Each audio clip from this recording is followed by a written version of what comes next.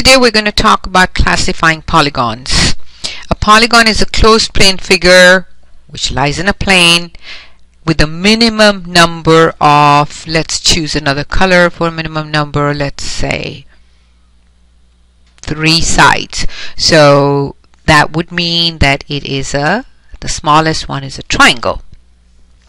Over to the right we have a polygon with 1, 2, 3, 4, 5 sides. Let's label the vertices A, B, C, D, E. You may name a polygon either in clockwise direction or anti-clockwise direction. That's your choice. The sides of a polygon are formed by line segments. In other words, they cannot be curvy. Number 2, each side intersects exactly 2 sides,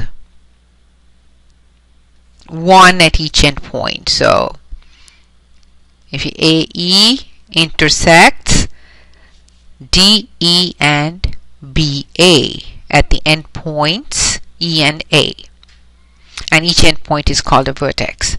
Now we can classify polygons as convex or concave. I like to think of a simple way to distinguish between the two. So I like to think that if I pour water over a convex polygon, that it's just going to, pour over. It will not collect any water. However, if you look at this second figure, if I put this the right way, then I will collect water in this figure. Let's go ahead and point that. And erase that little mark there. Okay, we're good now. A more technical way of figuring out whether a polygon is concave or not is drawing a line on every side and seeing whether it goes through the interior of the polygon. Yeah, this one does go through the interior, so this is concave. By contrast, the polygon on the top, if I draw a line, well, that's a rather wavy line, so let me get a straight line here. Well, that's not much better, so let's try it again.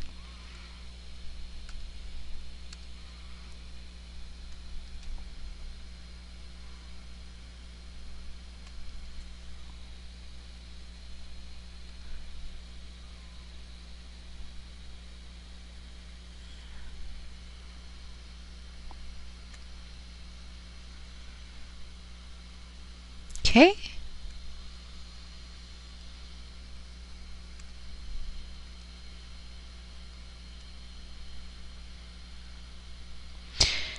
Okay, so in the top rectangle, if we draw a line on each one of the sides, it will not intersect the interior.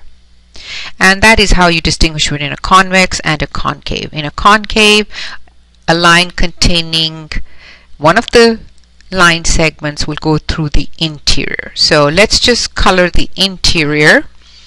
Let's take blue here.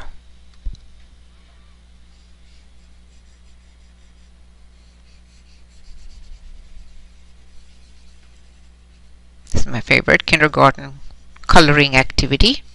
So all the blue stuff here is the interior. So let's go ahead and label that interior here.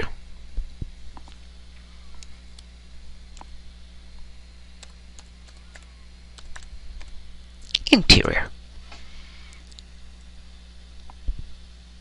Okay, moving on. Equilateral polygon. All sides are congruent. So let's sketch one.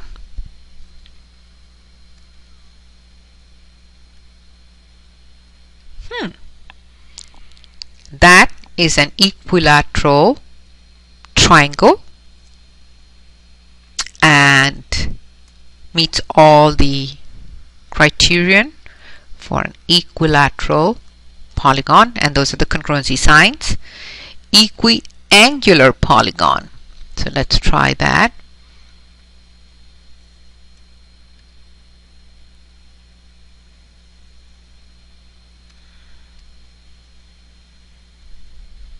Okay. And in this one, we'll mark all the angles as right angles. So this is equiangular. However, it is not equilateral.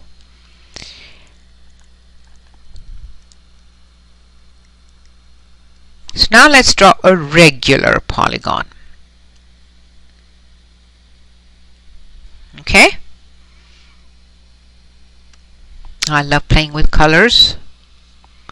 Now I have a polygon which has congruent angles and congruent sides. So this is called a regular polygon.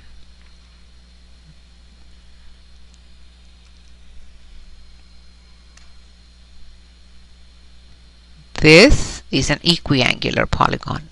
This is an equilateral. Okay.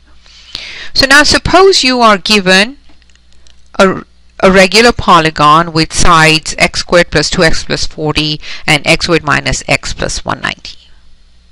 Note that it doesn't tell you what the sides are, how many sides this polygon has. Well, that doesn't really matter to us.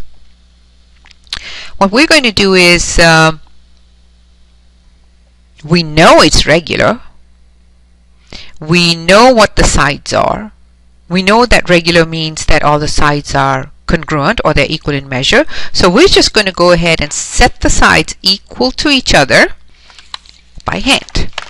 So we have x squared plus 2x plus 40 equals x squared minus x plus 190. Well, the x squared and the x squared cancel out, and then if I add x and add x, so I get, and I subtract 40 and I subtract 40, I get 3x is equal to 150 divide by 3 divide by 3, and that gives you x is equal to 50.